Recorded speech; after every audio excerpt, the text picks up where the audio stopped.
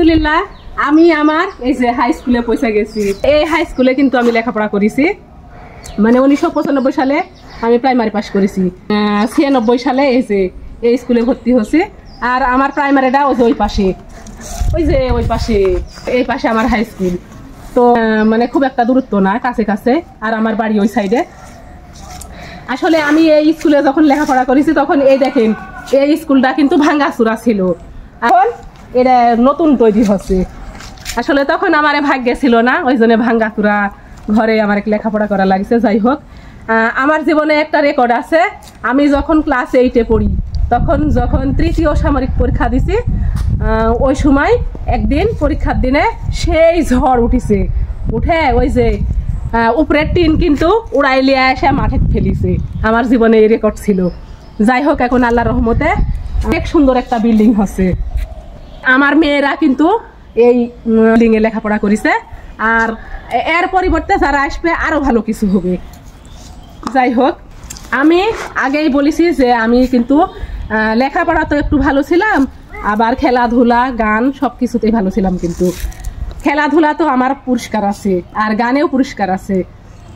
কিন্তু আমার শিক্ষকেরা অনেক ভালোবাসিছে, এখনো আমার শিক্ষকেরা আমার নাম করে। আসলে আমার শিক্ষকেরা অনেক ভালো ছিল, আমার বান্ধবী বন্ধু যারা ছিল সবাই ভালো ছিল। তখনকার পরিবেশই কিন্তু অন্যরকম। দেখেন এই জায়গার পরিবেশটা কত সুন্দর। এই যে বড় একটা মাঠ, এই স্কুল থেকে নেমে মাঠ, আর ওইদিকে বাগান, আমের বাগান, ওই জায়গার পুকুর, সেই সুন্দর পরিবেশ। কিন্তু একটা মজার বিষয় কি আরো জানেন, আমি কিন্তু এসএসসি পাস। 2001 সালে আমি এসএসসি পরীক্ষা দিছি।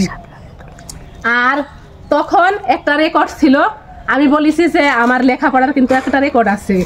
ওই রেকর্ড হলো আমি 2001 সালে যখন পরীক্ষা দিছি তখন শুধু আমি একাই পাস করেছি এই স্কুল থেকে। আমি কিন্তু জানি না, কারণ আমার বিয়ে হয়ে গেছে, বিয়ে হওয়ার পরে আমি পরীক্ষা দিছি, তো ওই জন্য আমার রেজাল্টের কোনো অত গুরুত্ব নাই। আর আমার যেহেতু একটা গরিব ঘরে বিয়ে হচ্ছে, ওই জায়গার শিক্ষিত কেউ ছিল, দেবরেরা কেউ শিক্ষিত না, ওই জন্যে ওই জায়গার পরিবেশও ছিল না কো শিক্ষিত। তো আমি পরীক্ষা দিছি, মানে আমার ফর্ম ফিল আপ করার পরে আমার পরীক্ষা বিয়ে হয়েছে, ওই জন্য আমি পরীক্ষাটা দিছি। দিয়ে আমি অত গুরুত্ব দিইনি রেজাল্টের দিনে। যেদিন রেজাল্ট হচ্ছে তার 2 দিন পরে আমি যখন আমার মায়ের বাড়ি আসিছি বেড়াতে, তখন সবাই আমাকে বলিচ্ছে মিষ্টি খাওয়াতে। তখন আমার তো একটু মন খারাপ, কারণ আমার বিয়ে হওয়ার পরে আমি পাশ করেছি, আমার সেই লেখাপড়ার কোনো পরিস্থিতি নাই স্বামীর বাড়ি, তাই জন্য আমার অত গুরুত্ব নাই।